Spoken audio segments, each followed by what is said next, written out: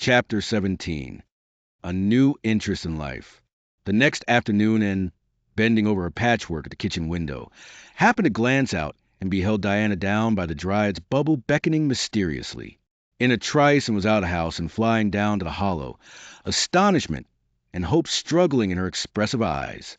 But the hope faded when she saw Diana's dejected countenance. "Your mother hasn't relented?" she gasped. Diana shook her head mournfully. "No, and she says I'm never to play with you again. I've cried and cried, and I told her it wasn't your fault, but it wasn't any use. I had ever such a time coaxing her to let me come down and say goodbye to you. She said I was only to stay 10 minutes, and she's timing me by the clock. 10 minutes isn't very long to say an eternal farewell in," said Anne tearfully. "Oh, Diana, will you promise faithfully never forget me, the friend of your youth, no matter what dearer friends may caress thee?" "Indeed I will," sobbed Diana, "and I'll never have another bosom friend. I don't want to have. I couldn't love anybody as I love you." "Oh, Diana," cried Anne, clasping her hands, "do you love me?" "Why, of course I do. Didn't you know that?" "No," and drew a long breath. "I thought you liked me, of course, but I never hoped you loved me." "Why, Diana, I didn't think anybody could love me. Nobody ever has loved me since I can remember. Oh, this is wonderful. It's a ray of light which will forever shine on the darkness of a path severed from thee, Diana. Oh, just say it once again." "I love you devotedly, and," said Diana stanchly, "and I always will, you may be sure of that." "And I will always love thee, Diana," said Anne, solemnly extending her hand. "In the years to come my memory will shine like a star over my lonely life, as that last story we read together says. Diana, wilt thou give me a lock of thy jet-black tresses, in parting to treasure forevermore?" "Have you got anything to cut it with?" queried Diana, wiping away the tears which Anne's affecting accents had caused to flow afresh, and returning to practicalities. "Yes, I've got my patchwork scissors in my apron pocket fortunately," said Anne. She solemnly clipped one of Diana's curls. "Fare thee well, my beloved friend. Henceforth we must be as strangers though living side by side. But my heart will ever be faithful to thee," and stood and watched Diana out of sight, mournfully waving her hand to the latter whenever she turned to look back. Then she returned to the house, not a little consoled for the time being by this romantic parting. "It is all over," she informed Marilla. "I shall never have another friend.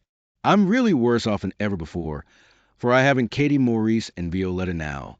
And even if I had, it wouldn't be the same.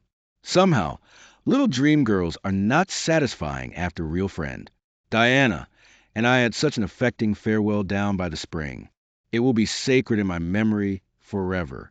I used the most pathetic language I could think of and said, thou, Andy, seem so much more romantic than you." Diana gave me a lock of her hair, and I'm going to sew it up in a little bag and wear it around my neck all my life. Please see that it is buried with me, for I don't believe I'll live very long. Perhaps when she sees me lying cold and dead before her, Mrs. Barry may feel remorse for what she has done and will let Diana come to my funeral. "I don't think there is much fear of your dying of grief as long as you can talk, and," said Marilla unsympathetically.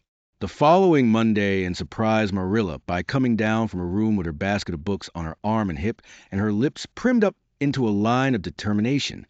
"I'm going back to school," she announced. "That is all there is left in life for me now that my friend has been ruthlessly torn from me. In school I can look at her and muse over days departed." "You'd better muse over your lessons and sums," said Marilla, concealing her delight at this development of the situation. "If you're going back to school, I hope we'll hear no more breaking slates over people's heads and such carryings on. Behave yourself and do just what your teacher tells you." "I'll try to be a model pupil," agreed Anne dolefully. "There won't be much fun in it, I expect. Mr. Phillips said Minnie Andrews was a model pupil, and there isn't a spark of imagination or life in her. She is just dull and poky and never seems to have a good time. But I feel so depressed that perhaps it will come easy to me now. I'm going round by the road. I couldn't bear to go by the birch path all alone. I should weep bitter tears if I did." And was welcomed back to school with open arms.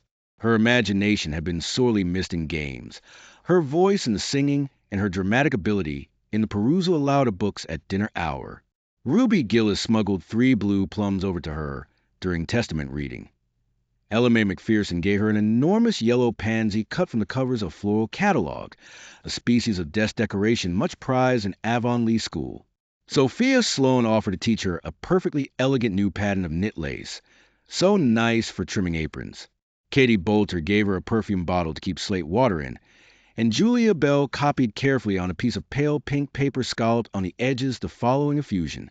To Anne, when twilight drops her curtain down, and pins it with a star, remember that you have a friend, though she may wander far. It's so nice to be appreciated, sighed enrapturously to Marilla that night. The girls were not the only scholars who appreciated her. When and went to her seat after dinner hour. She had been told by Mr. Phillips to sit with a model Minnie Andrews. She found on her desk a big, luscious strawberry apple, and caught it up all ready to take a bite, when she remembered that the only place in Avonlea where strawberry apples grew was in the old Blythe orchard on the other side of the Lake of Shining Waters, and dropped the apple as if it were a red-hot coal and ostentatiously wiped her fingers on her handkerchief. The apple lay untouched on her desk until the next morning, when little Timothy Andrews, who swept the school and kindled the fire, annexed it as one of his perquisites. Charlie Sloane's slate pencil, gorgeously bedizened with striped red and yellow paper, costing 2 cents where ordinary pencils cost only 1, which he sent up to her after dinner hour, met with more favorable reception, and was graciously pleased to accept it, and rewarded the donor with a smile, which exalted that infatuated youth straightway into the 7th heaven of delight, and caused him to make such fearful errors in his dictation that Mr. Phillips kept him in after school to rewrite it. But as the Caesar's pageant shorn of Brutus' bust did but of Rome's best son remind her more, so the marked absence of any tribute or recognition from Diana Barry, who was sitting with Gertie Pye, embittered Anne's little triumph. Diana might just have smiled at me once, I think, she mourned to Marilla that night. But the next morning a note most fearfully and wonderfully twisted and folded, and a small parcel were passed across to Anne. Dear Anne, ran the former, Mother says I'm not to play with you or talk to you even in school. It isn't my fault, and don't be cross at me, because I love you as much as ever. I miss you awfully to tell all my secrets to, and I don't like Gertie Pye one bit. I made you one of the new bookmarkers out of red tissue paper. They're awfully fashionable now, and only 3 girls in school know how to make them. When you look at it, remember, your true friend, Diana Barry, and read the note, kissed the bookmark, and dispatched a prompt reply back to the other side of the school. My own darling Diana, of course I am not cross at you, because you have to obey your mother. Our spirits can commune. I shall keep your lovely present forever.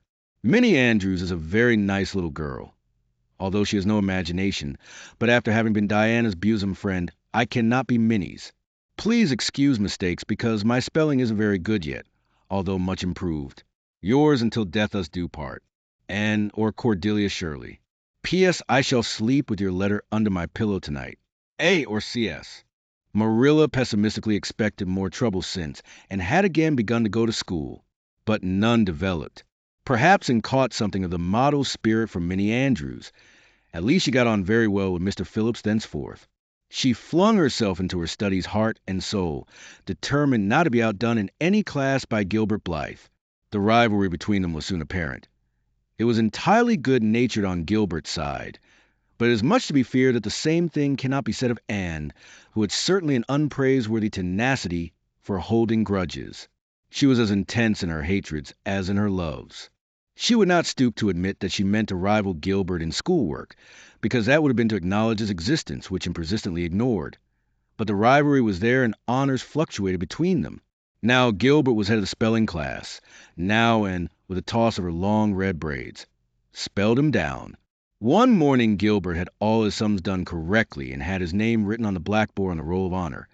The next morning, and having wrestled wildly with decimals the entire evening before, would be first. One awful day they were ties, and their names were written up together. It was almost as bad as a take notice, and Anne's mortification was as evident as Gilbert's satisfaction. When the written examinations at the end of each month were held, the suspense was terrible. The first month Gilbert came out 3 marks ahead. The second and beat him by 5. But her triumph was marred by the fact that Gilbert congratulated her heartily before the whole school. It would have been ever so much sweeter to her if he had felt the sting of his defeat.